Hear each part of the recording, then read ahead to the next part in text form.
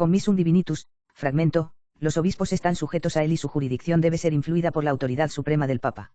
Es dogma de la Iglesia que el Papa, sucesor de San Pedro, posee no solo primacía de honor, sino también primacía de autoridad y jurisdicción sobre toda la Iglesia. En consecuencia, los obispos están sujetos a él. Gregorio XVI.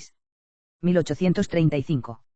Jesucristo confirió a su Iglesia el poder supremo de administrar la religión y gobernar la sociedad cristiana. Esto no está sujeto a la autoridad civil. En su carta a los Efesios, el apóstol enseña que Cristo estableció este poder eclesiástico en beneficio de la unidad. ¿Y qué es esta unidad a menos que se ponga a cargo de toda la Iglesia una persona que la proteja y una a todos sus miembros en la única profesión de fe y los una en el único vínculo de amor y comunión? La sabiduría del legislador divino ordenó que se colocara una cabeza visible sobre un cuerpo visible para que una vez establecido así, se elimine la oportunidad de división. Por lo tanto, aunque para todos los obispos a quienes el Espíritu Santo colocó como gobernadores de la Iglesia de Dios hay una dignidad común y, sin embargo, en cuestiones de rango hay igual poder. Usando las palabras de San León el Grande, entre los santos apóstoles había una semejanza de honor pero una distinción de poder, si bien la elección de todos fue igual, se le dio a uno solo para tener preeminencia entre los demás, porque el Señor quería que el sacramento del deber evangélico perteneciera al oficio de los apóstoles, así lo colocó principalmente en San Pedro, cabeza de todos los apóstoles. De todos los apóstoles, se lo concedió solo a Pedro cuando le prometió las llaves del reino de los cielos y le confió la obligación de apacentar las ovejas y los corderos del Señor y el deber de fortalecer a sus hermanos. Quería que esto se extendiera a los sucesores de Pedro, a quienes colocó sobre la Iglesia con igual derecho. Esta ha sido siempre la opinión firme y unida de todos los católicos. Es dogma de la Iglesia que el Papa, sucesor de San Pedro, posee no solo primacía de honor, sino también primacía de autoridad y jurisdicción sobre toda la Iglesia. En consecuencia, los obispos están sujetos a él. En palabras de San León, que continúa hablando de la Santa Sede de Pedro, es necesario que la Iglesia en todo el mundo esté unida y adherida al centro de la unidad católica y la comunión eclesiástica, para que quien se atreva a partir de la unidad de Pedro pueda comprender que ya no participa del misterio divino. San Jerónimo añade, el que come cordero fuera de esta casa es impío.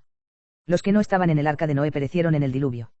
Así como el que no se reúne con Cristo, así el que no se reúne con el vicario de Cristo en la tierra, claramente desparrama. ¿Cómo puede reunirse con el quien destruye la santa autoridad del vicario de Cristo y viola sus derechos? Es a través de estos derechos que el Papa es el centro de la unidad, que tiene la primacía del orden y la jurisdicción.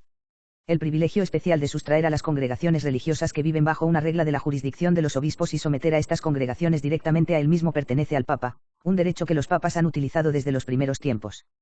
Los artículos de la Convención de Baden limitan este derecho. No mencionan la necesidad de pedir y obtener el permiso de la Santa Sede. De este modo, una autoridad secular puede emprender planes mediante los cuales, una vez abolida la exención de las órdenes monásticas en Suiza, las congregaciones regulares pueden someterse a la autoridad de los obispos ordinarios. A estos, debemos agregar lo que indican que han sido autorizados en relación con los derechos de los obispos. Si estas cosas se examinan más profundamente y se remiten a los principios de los que proceden los artículos hechos en la Conferencia de Baden, parecen confirmar que la jurisdicción de los obispos no puede ni debe ser influida por la autoridad suprema del Papa. Tampoco deben estar circunscritos por limitaciones.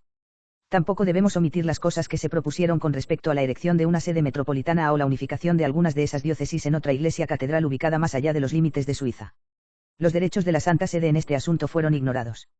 Dado en Roma, junto a San Pedro, el día 17 de mayo del año 1835, quinto año de nuestro pontificado.